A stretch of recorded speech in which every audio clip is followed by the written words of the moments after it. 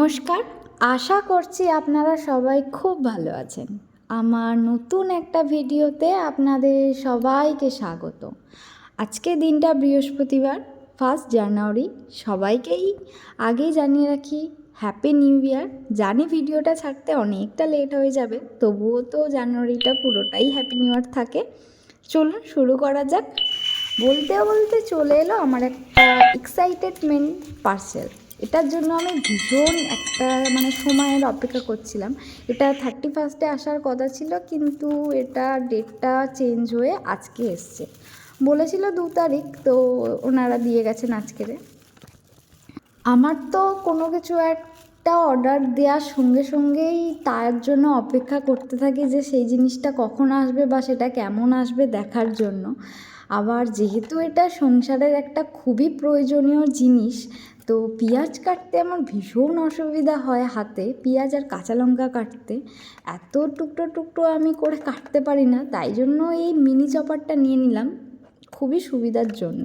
দেখি কতটা কাজের, একটু ভালোভাবে দেখা যাক। আসার সঙ্গে সঙ্গে এটাকে পরীক্ষা করে দেখার খুবই কৌতূহল আমার। এটা আপনারা কারা কারা করেন বলুন তো? এই জন্যই আমি এটার জন্য খুবই এক্সাইটেড ছিলাম যে কবে আসবে, জিনিসটা কেমন হবে বা কাজে আদেও লাগবে কি না, এরকম একটা। অবশেষে এটা এসে পৌঁছালো আর আমি দেখে তো ভীষণ খুশি। এটা কাজে অবশ্যই লাগবে। আসলে একটু একটু জিনিস এরকম কাটছে, যখন একসাথে বেশি দেব তখন হয়তো এর থেকেও বেশি ভালোভাবে এটা কাজে লাগবে। চলুন পরে দেখা যাক। কথা বলতে বলতে ও একটা মাছও নিয়ে চলে এসছে। ও এরকমই করে জানেন, নতুন কোনো মাছ যদি বাজারে দেখতে পায় তো সেটা টেস্ট করার জন্য আগে একটা এনে দেখে যে সেটা কেমন খেতে। আর আমার নিয়ে একটা প্রবলেম আছে, আমি না খুব একটা মাছ তো পছন্দ করি না। এবার নতুন কোনো মাছ হলে আমার যদি মনের মতো হয় তাহলেই আমি সেটা টেস্ট করে দেখি, না হলে আমার ভালো লাগে না। তাই রান্নাটা আমি করে দিই। তো ওকে বলি যে তুমি খেয়ে দেখো, তোমার যদি ভালো লাগে অবশ্যই তুমি নিয়ে এসো, আমি নিশ্চয়ই রান্না করে দেবো। এরকম করতে করতে ও প্রতিবারের মতোই যে এরকম মাছ নিয়ে আসে নিজেই কেটে ধুয়ে ভালোভাবে রেখে দেয়। এবার আমার রান্না করার জন্য আমি রান্না করে দিই। গল্প করতে করতে দেখুন ওর মাছটাও কাটা হয়ে গিয়েছে সুন্দরভাবে। জানেন যে মন খারাপটা বলছিলাম, আমাদের বেশ কয়েকটা দিন হলো ব্ল্যাকি বাড়ি নেই।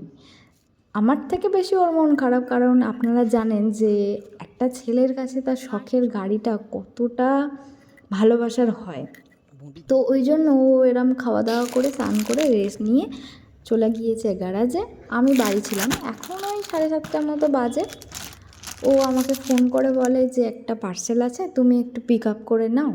আমি এরকম মনে করতে করতে গেছি যে ওর হয়তো গাড়ির কোনো পার্টস হবে বা কোনো দরকারি কিছু, তাই আমি নিতে গেছি। ওখানে গিয়ে বড় একটা পার্সেল দেখে আমি একটু অবাক হয়ে গিয়েছিলাম আর প্রচণ্ড সারপ্রাইজ হয়ে গিয়েছিলাম যে এটা আমি সত্যিই আশা করিনি। কারণ আমার অ্যাকাউন্টে এটা অনেক দিন আগে অ্যাটলিস্ট করা ছিল। তো এটা আমি কিনবো বলে ওকে দেখিয়েছিলাম, তখন ওর অতটাও ভালো লাগেনি, আমি সেরকম বুঝেছিলাম। তাই আমি আর কোনো জোরও করিনি বা নেওয়ার চেষ্টাও করিনি। কিন্তু ও যে আমাকে এরমভাবে দেবে আমি এটা আশা করিনি। থ্যাংক ইউ, অনেক অনেক অনেক। তো ব্ল্যাকই নেই, কিন্তু ও আমাকে নিয়ে বেরোচ্ছে, কারণ মন খারাপ কতক্ষণই বা ধরে রাখবো বলুন। 31টা ওরমভাবেই কেটেছে। আমরা দুজনে ঘরে ঘুমিয়েছি আর কান পেতে বাইরে বাজির আওয়াজ শুনেছি। এরম বলতে বলতে এখন চলে এসেছি নেপালগঞ্জ হাটে, আর যেখানটা বাজারটা হয় সেখানে সুন্দর একটা প্রোগ্রাম রাখা হয়েছে। চলুন, এখন ওই 9:30 বাজে, তো তাই জন্য এদিকে রাস্তাঘাট একদমই শুনশান, খুবই অল্প মানুষজন। তাই কুট্টিকে নিয়ে আজকে আমরা বেরিয়ে পড়েছি আজকের দিনটা একটু ছোট্ট করে সেলিব্রেশন করার জন্য।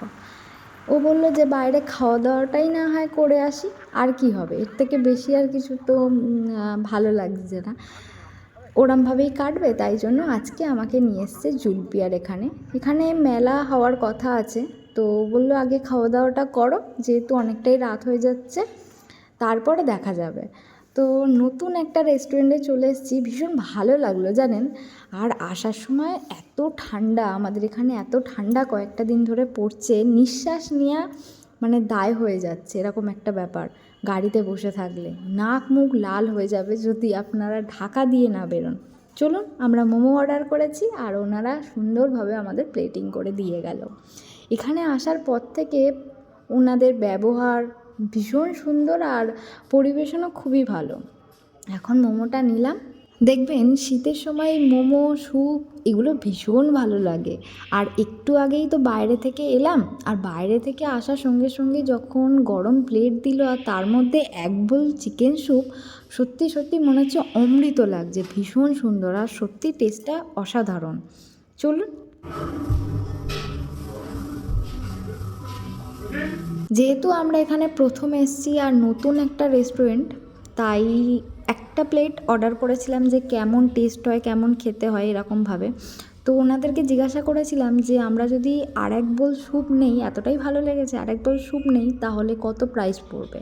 ওনারা বললো তোমরা যদি আলাদা করে এক্সট্রা বোল স্যুপ নাও তাহলে 20 টাকা পিস পড়বে, আর যদি আমরা এক্সট্রাও এমনি দিতে পারি, মানে ওনারা এক্সট্রাও দেয়।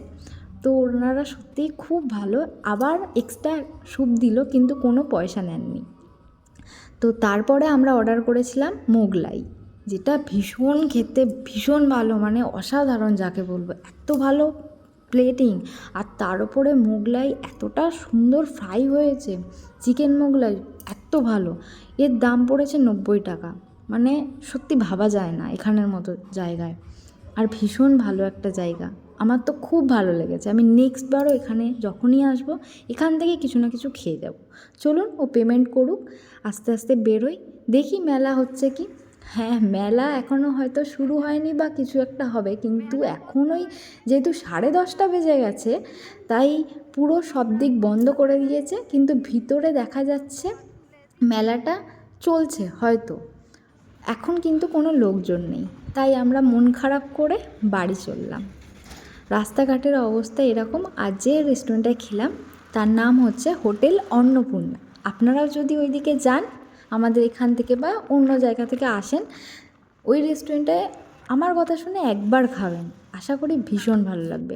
চলুন আস্তে আস্তে বাড়ি যাই, আসি তাহলে আবার নতুন কোনো একটা ভিডিও দেখা হবে। রাস্তার অবস্থাটা ঠিক এরকম, এখান থেকে একটু সামনে দেখাই যাচ্ছে না, এতটা কুয়াশা। এই 10:30 বাজে এখন।